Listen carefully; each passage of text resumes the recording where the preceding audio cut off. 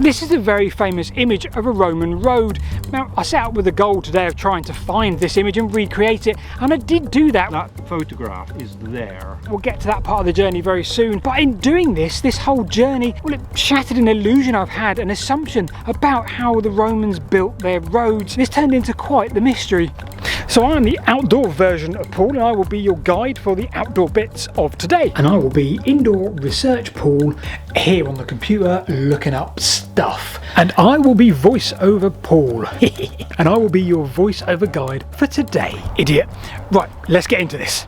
For quite some time now, I've been following old routes, why the people made those tracks and the lines on the map that took the route they did, and how it shapes what we see today. But Roman roads are often very different. They rarely respected boundaries, if at all. They often had a far-reaching geographic plan. But researching those routes and even finding new ones, even today with modern use of LiDAR, we can fill in the gaps in our knowledge. Well, it's a fun pastime at the very least, but either way, let's go find this. So if you have the remotest interest in history of the UK and its landscape and Roman prehistory, whatever, you might have seen this image. Facebook, Twitter, Blue Sky, Instagram. It's a classic view of a cross-section of a Roman road. And I am going to find it. Okay, so most of the images look like this one, and we seem to have... I tell you what, let me insert myself just here. Hello, it's me on the computer. Right, so let's have a look at what we've got in this image. Well, number one, we've got a stripped back layer of topsoil there exposing this Roman road. We've got a clear, significant cross-section cut across the front, so we clearly have an archaeological dig of some kind. Now we have a what appears to be a flat part of the landscape here. Now it could be a lowland, could be up high, and we could be on a plateau, but we also have the significant Roman road, and if the scale is anything to go by, well, it's probably at least 6 feet plus deep. That's probably all we've got to go on for the moment. This might not be that easy.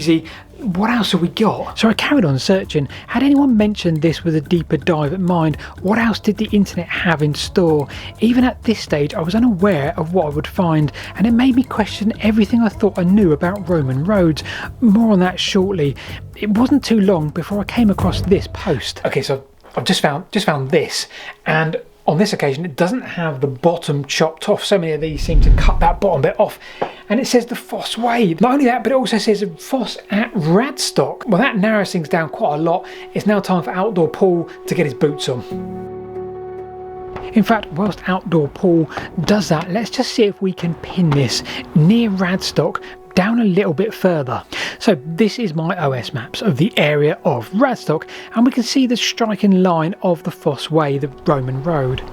Okay, so let's head to location number one, which is just up ahead. This could be quite promising because I traverse quite a hill, and at the top of this hill, well, we've got a plateau. It flattens off for quite a bit, and add to that, we've got a crossroads, and now that could indicate that's part of the gate on that image. We're only maybe 2 miles away from Radstock, so this is positive. I feel like there's easier routes the Romans could have took through these valleys, but no, we must take that broad, straight line. Right, I can't seem to make this one work. If I face that way, we've got a plateau, but not really. We've also got a valley, and if I face that way, well, I've got a house in the picture which looks as old, if not older, than the picture itself. Options are now to head back in that direction. There's a couple more plateaus we can have a look at and see what we can find. Right, we just bumped into a lovely guy, a fan of the channel, who has suggested that we're in the wrong location, which we kind of think, well, we just looked at that one and we think, okay, that makes sense. So Richard, I'm looking at this map. Yes. Can you show me what you think? Current thinking is that we're going to be, that photograph is there. Right, so looking north. Right, so the photo's looking north. Yes. Okay. That's the current thinking. And it's that plateau there, which is kind of almost immediately, let's say, northwest of Radstock. That's right, between Clandown and Old Welton Hollow. Yeah. Brilliant. So we need to head back into Radstock. Yes, very much so. Yeah. Fantastic. Yeah. Hi, Indoor Research Paul here again. Now I've just found something that bothers me quite a lot. Panic not, back to Outdoor Paul in a minute, but just have a look at this. So this is, I think, the original documentation or report on the archaeological dig which is associated with that picture, I think. It does discuss on page 77 the part of the Foss Way that was visited by an archaeological society, and better still, it gives us a location. The plateau between the brooks. That is almost certainly where Outdoor Paul is going to head now. That aside, this report has really confused me because Okay, what exactly am I on about here? A bit of Roman road building context first. Now there is a huge misconception or two about Roman roads and their building. You see, back in 1622, a chap named Nicholas Berger made a mistake, a huge one that went unnoticed. You see, he wrote a big old book called L'Empire de Rome, or something. Now in that book he told us how to build a Roman road, and he did this from the writings of a Roman, Marcus Vitruvius.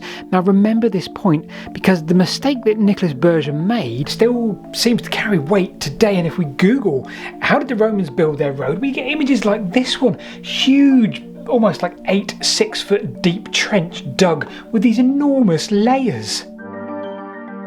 Now in more recent times, well, this confused modern archaeologists because, well, they did archaeology at a local level, and yes, they came across layers, but the layers were only maybe 1 foot to 2 foot in total, not really what we're seeing on the larger scale of what Marcus Vitruvius and Mr. Berger propagated thereafter. You see, Nicholas Berger, well, he told everyone we should have massive layers and strata, and he did this because of the work of Marcus Vitruvius. Except there was one issue with this. Marcus Vitruvius wasn't talking about Roman roads, he was actually talking about the foundations of buildings themselves, and this has stuck with us for the past 400 years.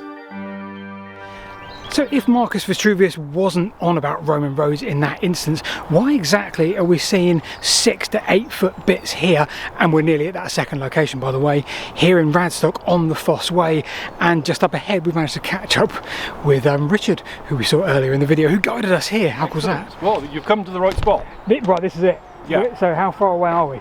Up there. Up there, simple as that. So this notion of debunking this 400-year-old myth by Nicholas Berger was actually uncovered by the Roman Road Research Association. Have they actually got this wildly wrong then? Before we get there, up this big hill, well, let's have a quick look at the paper written in 1903 by that archaeological society. Page 78. They quote and start talking of those layers, rudus, statumen, and they give us a diagram of those layers in respect to this famous image that I'm looking for. In fact, they give so much detail here, even stating that there's a layer of paved slabs on top. Look at this, page 80, a layer of rubble stones exactly corresponding with the statumen of Vitruvius. This is really odd. Next is the order of bed of concrete, with a very distinctive character agreeing with the layer termed rudus. Already I'm feeling quite good about this stretch of Roman road and our ability to recreate this picture. This feels like a good bit of Roman road, a good bit of agra in front of us. I know we've had Richard's help from down the hill there, but this feels good. You're in my shot. What? You're in my shot. Oh, sorry. No, where you going? Right, so I've arrived at the point which Richard said it's here.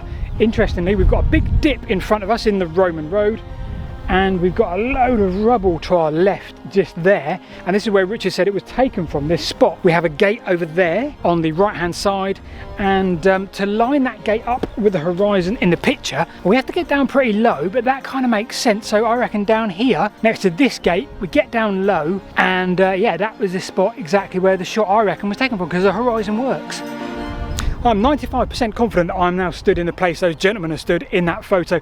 Maybe a bit more. I'll tell you what, let's go with 97.2% confident that I was in the right place and this is the right spot.